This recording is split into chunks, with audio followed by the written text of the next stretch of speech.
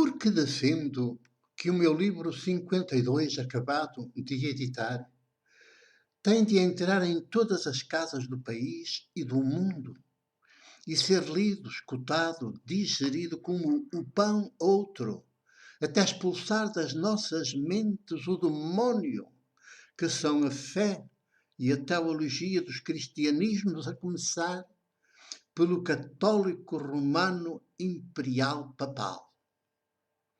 Porque defendo. É esta a pergunta com que abre a parte 2 do programa quinzenal 119, à luz da fé e da teologia de Jesus. E nesta parte 2 eu tomo a liberdade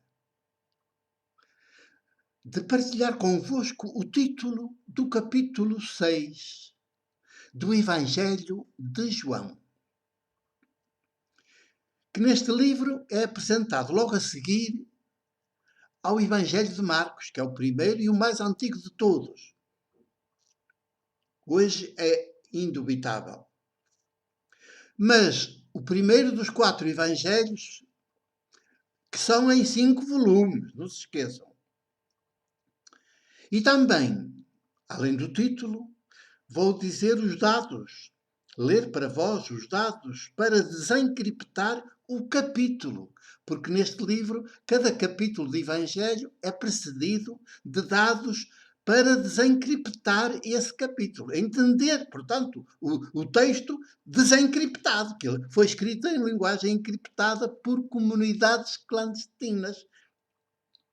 Inclusive, os nomes dos supostos autores dos evangelhos são pseudónimos, não são nomes reais, porque é tudo na clandestinidade. É tudo na clandestinidade. E por estes dados, por este exemplo concreto, vocês vão perceber melhor porque é que estes 4 evangelhos em 5 volumes não fazem parte, não podem fazer parte. Era uma aberração. Não fazem parte da Bíblia judeu-cristã, que são as Bíblias das igrejas, de todos os cristianismos, não fazem parte dele, têm de sair de lá. E não fazem parte porquê? Primeiro, porque são escritos por comunidades clandestinas. Segundo, são escritos na clandestinidade. E terceiro, são escritos em linguagem encriptada. Porquê? Porque eles estão ali escritos, eles são escritos para denunciar o judeu-cristianismo nascente de Pedro e de Tiago. É que se juntou mais tarde, pouco depois, algum tempo depois, Saulo Paulo de Tarso, um judeu fanático, mas verdadeiramente fanático, discípulo de Gamaliel e cidadão romano. E mais tarde ainda se junta, para cúmulo, o imperador Constantino. Portanto, como é que isto pode fazer parte da Bíblia? Não pode. Eles são criados, são escritos, precisamente para denunciar estes crimes todos que estão a fazer a Jesus, contra Jesus histórico e o seu projeto político alternativo ao do poder, e que é o único projeto que pode salvar a Terra, que pode salvar a vida nas suas variadíssimas espécies sobre a Terra. Quer dizer, estamos em riscos da vida a extinguir-se nas variadíssimas espécies, de extinguir-se do planeta, ainda que o planeta fique a girar à volta do Sol, mas sem vida. Mais um planeta morto, pelo menos com este tipo de vida que a gente conhece nas suas variedíssimas espécies. E certamente que os primeiros a desaparecer somos nós. Portanto, alerta, este livro é fundamental. Ou marca o 3º milénio, ou o 3º milénio não tem amanhã. Não chega ao fim. Não chega ao fim com os seres humanos a viver nele. E então vou começar a dizer-vos o capítulo 6 do Evangelho de João, que neste livro aparece logo a seguir ao Evangelho de Marcos. Isso é outra novidade. Primeiro, o que aparece é Marcos, não Mateus. Segundo, o que aparece é de João. E só em terceiro lugar é que aparece o de Mateus E depois, em último lugar, o de Lucas, e este tem 2 volumes. E não há Atos dos Apóstolos. Há o segundo volume do Evangelho de Lucas. Este livro é uma coisa que parece do outro mundo, mas é tão simples e lê-se com tanta facilidade, empolga. A gente começa a ler e depois não quer parar, não quer parar. Vocês vão ver. E então, olha isso só. Capítulo 6 do Evangelho de João. O título: Decepcionados com Jesus, os 12 tornam-se o diabo. Tal qual.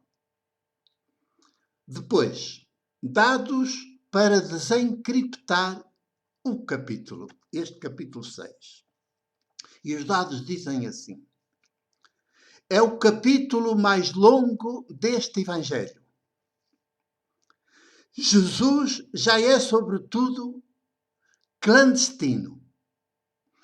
Afasta-se pela segunda vez de Jerusalém.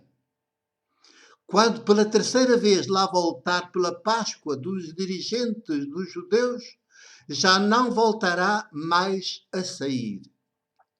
É traído e entregue pelos 12, na pessoa de Judas, de Simão Iscariotes, o último da lista dos 12.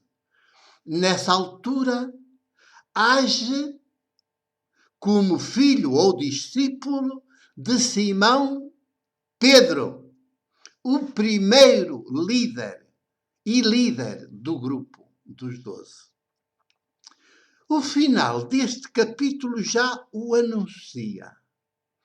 Os 12, no seu conjunto, vêm a ser o diabo, igual a adversário, opositor de Jesus, que é o que quer dizer a palavra diabo. De escolhidos por ele, passam a traidores dele. Decepcionados com ele e com o seu projeto político maiútico alternativo ao do poder.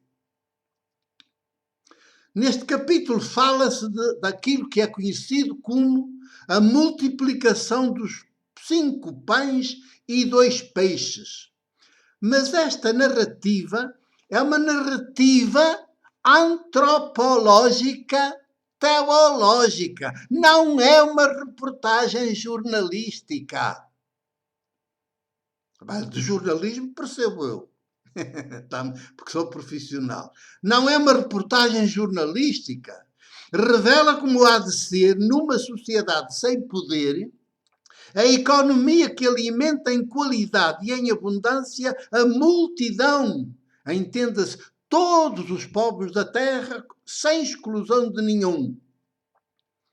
E para isso, o primeiro passo a ter de ser dado, segundo este capítulo, é atrever-se a expropriar a terra e todos os bens que ela espontaneamente produz, bem como todos os bens que os seres humanos e os povos produzimos segundo as capacidades de cada qual. É o que significa o verbo abençoar. Nunca ninguém nos disse isso. Numa economia assim, em que tudo é de todos segundo as reais necessidades de cada qual, sempre sobra mais do que se consome. Tal e qual como aqui. Não só em Israel, 12 cestos, mas em toda a terra. Como se vê, não há aqui milagre algum.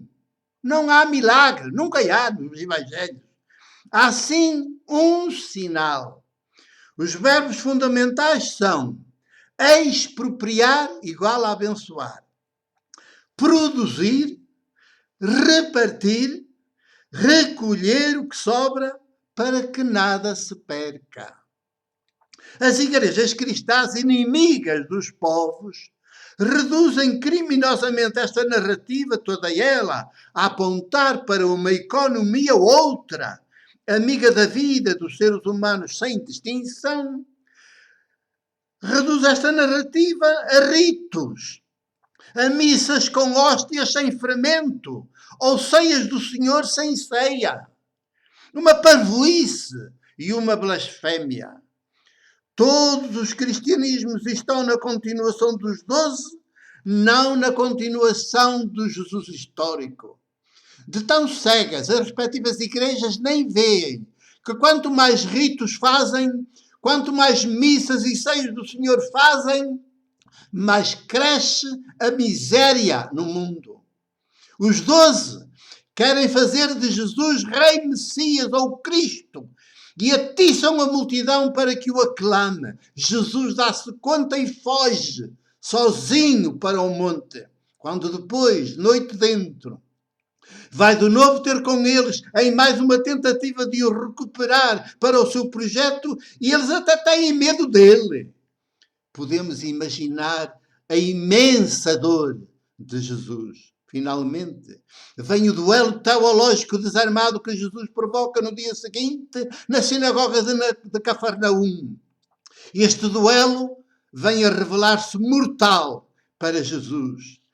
Basta ver que Jesus fala à multidão da necessidade de quem o seguir se identificar radicalmente com ele.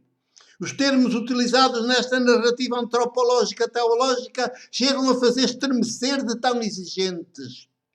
Trata-se de comer a sua carne e de beber o seu sangue. Não, não é que os seres humanos e os povos tenham de ser antropófagos, nada disso.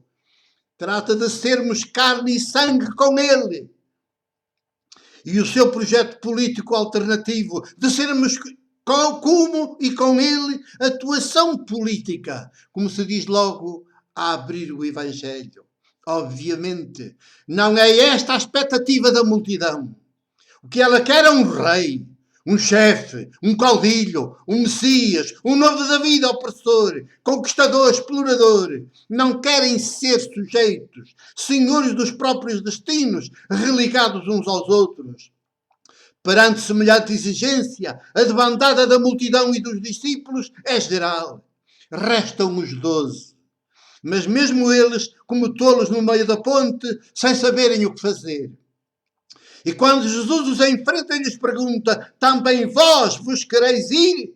E Pedro responde o que responde em nome de todos, devem ter ficado gelados quando o ouvem dizer na pessoa de Judas que todos eles são para ele o diabo, o tentador, o inimigo. Desde então, os 12 desaparecem praticamente da cena até ao regresso de Jesus a mais uma festa da Páscoa em Jerusalém. E eles vão aproveitar para o trair e entregar aos sumos sacerdotes que o matam em parceria com o Império de Roma. Hoje, 20 séculos depois, a Roma, do Papa Imperial, do Papado e da sua Cúria Romana, a máfia das máfias. Tão perversa e devassa quanto então. Ainda que nestes anos mais recentes não pareça, mas a história dos papas e do papado não engana. Quanto ao mais, é ler os capítulos seguintes deste Evangelho para crer. São estes os dados para desencriptar o capítulo 6. Mas mais, é que estes Evangelhos deste livro são para ser lidos não nas liturgias. Isso é tudo aldrabice. São para ser lidos em oficinas de leitura, nas nossas próprias casas. O ideal seria que em cada casa este livro estivesse, fizesse parte da refeição, das refeições principais, pelo menos uma vez por semana. E para lá da comida mastigada também se escutasse, alguém se levantasse e lesse um pedaço do livro. Assim, para que depois todos a conversar, nós libertemos a nossa mente de tudo o que nos andaram a meter aqui nestes 2000 anos de cristianismos. E do judeu-cristianismo já são 3000 anos. Nos libertemos e sejamos finalmente seres humanos nascidos de mulher e a cuidar de nós, do planeta, da vida, a cuidar, não a entregar isso a outros, a estranhos. O meu abraço, o meu beijo, a minha ternura de presbítero, de jornalista. que muito os ama.